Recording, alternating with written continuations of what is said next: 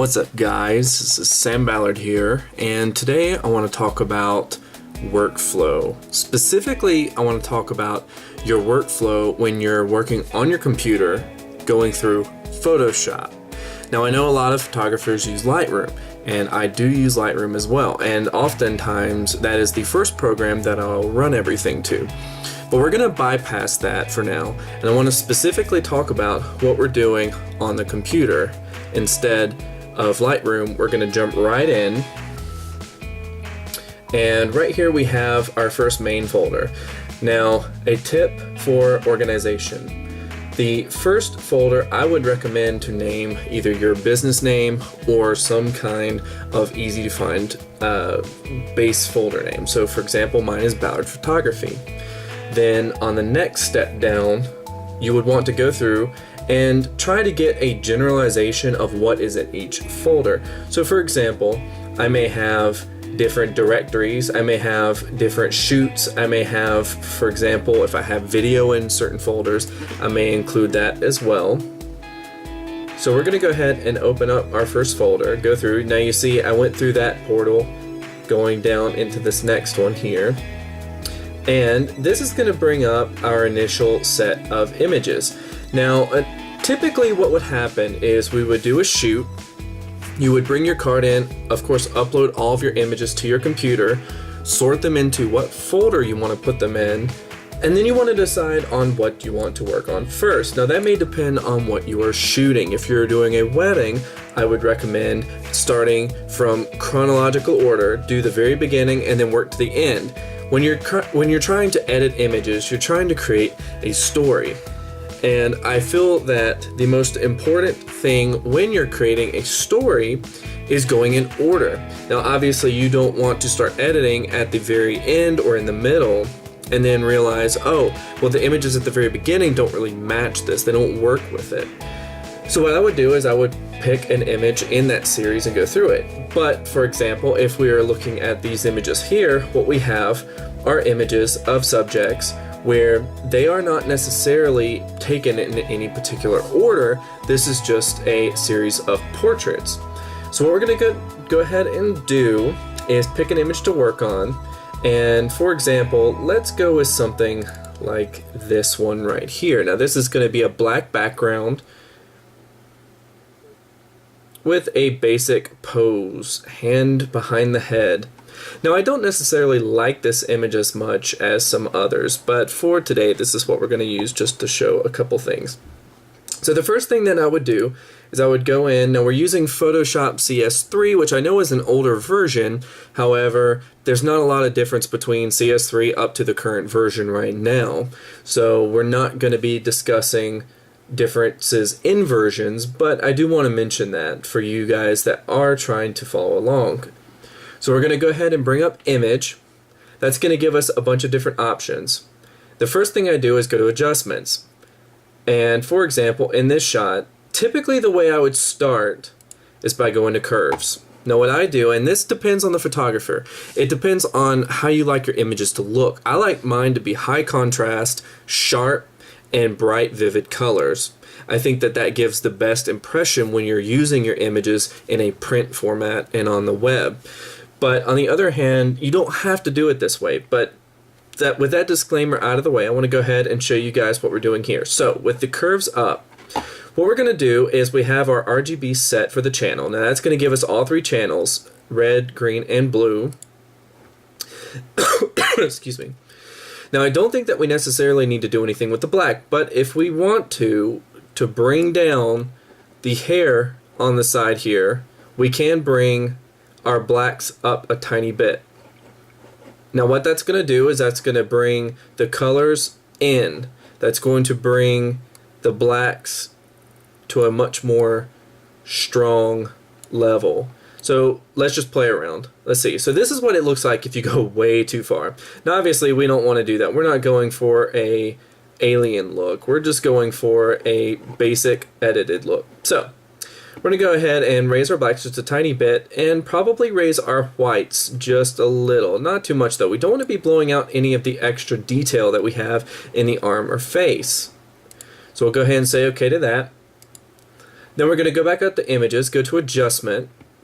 We're going to go down, and depending on what you need to do next is what you'll choose. Now, I personally see nothing wrong with doing auto, levels, contrast, or color. And if you're in a hurry, I don't think that this is going to be a problem. However, I don't think that I would recommend that you start with that. I think it's good to understand what your PC, what your Mac, what it's doing to the image, and I think that it's good to give it your own unique feel. So having said that, the next thing I want to look at is going through with our color balance. Now with this image, I think it's a little bit too red. And again, this is personal opinion. So we'll bring up our color balance. Now this is going to give shadows, midtones, and highlights. Now it depends on what you're needing to edit. I think that in this image's case, we need to probably go for the midtones and highlights.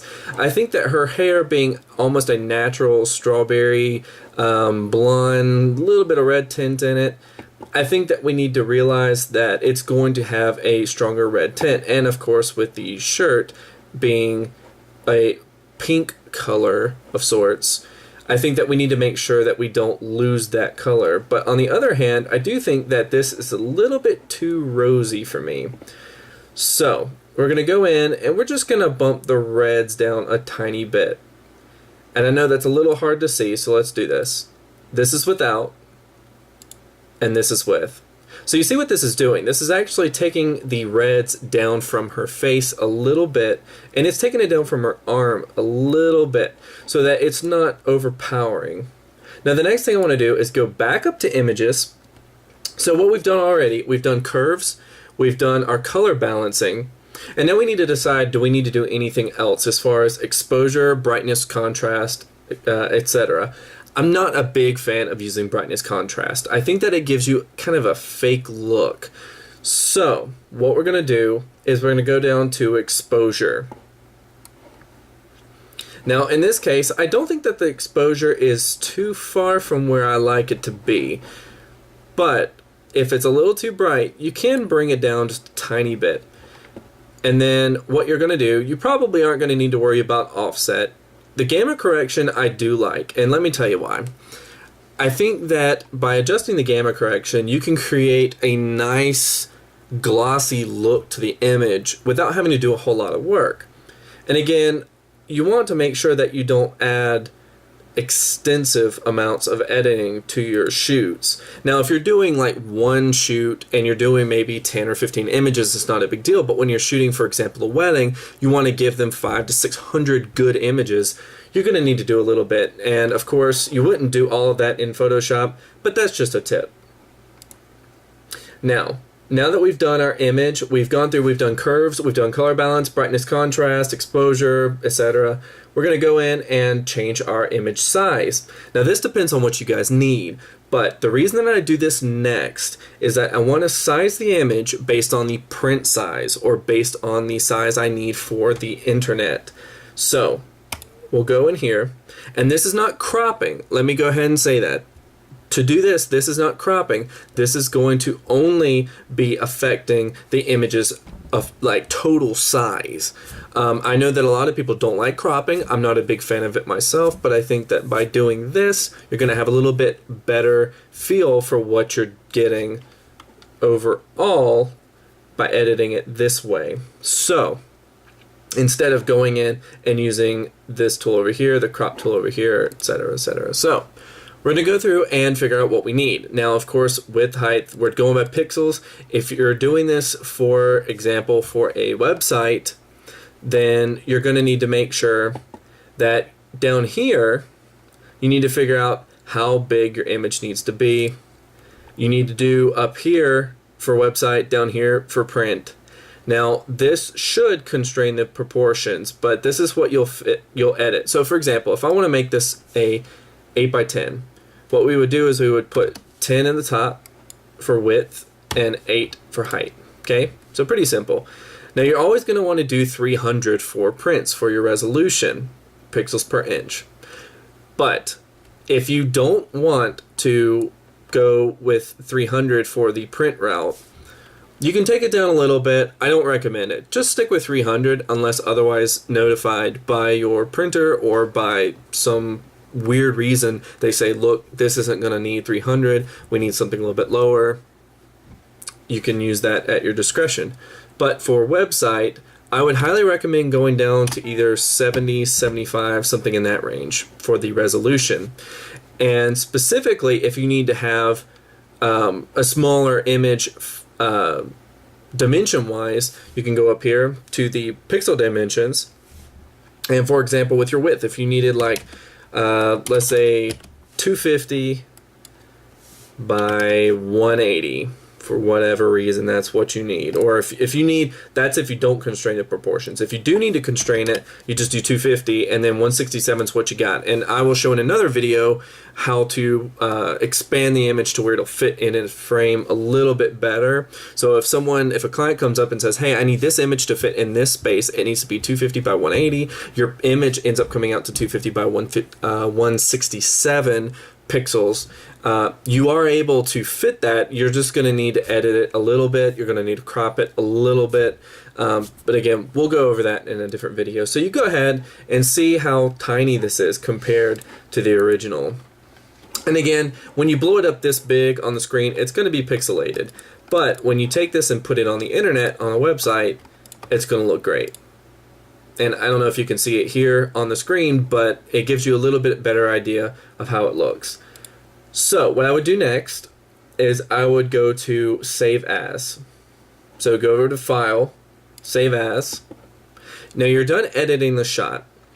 Now you have a bunch of different options as far as what to save it as.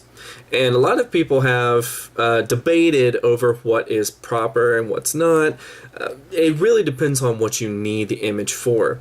So for example, you have JPEG, which is your typical format for any form of printing. And then you have PNG, you may use TIFF files, but more or less you're going to be saving it as a JPEG. So let's go ahead and do that. And then you want to do file name and go in and decide on what you want to call it. So let's say, for example, we have, let's just name our subject Beth. That's not her real name. And let's put, sometimes you can do a date. You may want to do like an event. Like you could do like portrait 1, for example. And that'll give you a good idea about what the file is before having to actually go in and check it out and see what it is. So the next thing that's going to come up are your options. Now you're going to go through with your JPEG options. You're going to decide on what you want. Pretty much always leave it at large file, but if you go on to a lot of file sharing sites such as Facebook or Craigslist or even websites, website builders a lot of times will even have size limits for how big your file is. So you can drop it. Now you're going to lose a lot of information by dropping it too far. So let's say, for example, we take it down to like 1. You're losing over half of the information in this image. And this is a small image in the first place because remember, we edited it down for a website. So we're going to go ahead and make sure we're still on here. We're going to go ahead and do this. Progressive is fine. We don't need to worry about format options too much. Scans 3 is fine, and we should be good to go. So we want to go ahead and save that file, and then that's how we have that edited. So we can go in to, and I have all sorts of stuff popping up, but we're going to leave that here. So we have our image edited here. Here's the original, and then here's the edited. And again, it would be a similar format for the different images that we have. So for example, you could choose this image right here, and you could go through and do similar editing for her portrait. And again, we'll go through and you do have, remember, the curves, color balance, brightness, contrast, exposure. Don't worry about brightness, contrast as much unless absolutely needed. You can do the rest of it with curves, color balance, and exposure, and I think you'll get good results. And that's all we're going to talk about for today, you guys. If you liked the video, be sure to comment and subscribe. If you have any questions for me, be sure to leave them down below, and I'll be sure to get back to you as soon as possible. And be sure, if you do subscribe, to check back in as much as you can, because we're going to be coming out with more Photoshop tutorials that are going to show you guys exactly what to do when you get your images and how to edit them, what to do with them once you have them with your post-processing. So stay tuned and we'll see you guys next time.